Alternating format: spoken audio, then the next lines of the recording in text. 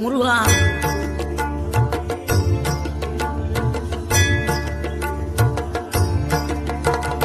ஆறுபடை வீடும் அருள் வழங்கும் முருகா அருகே நீ ஓடோடிவா.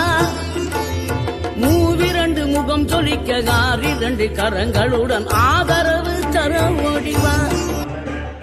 பழனிமலையில் முருகன் பாலசுப்பிரமணியன் பால் காவடி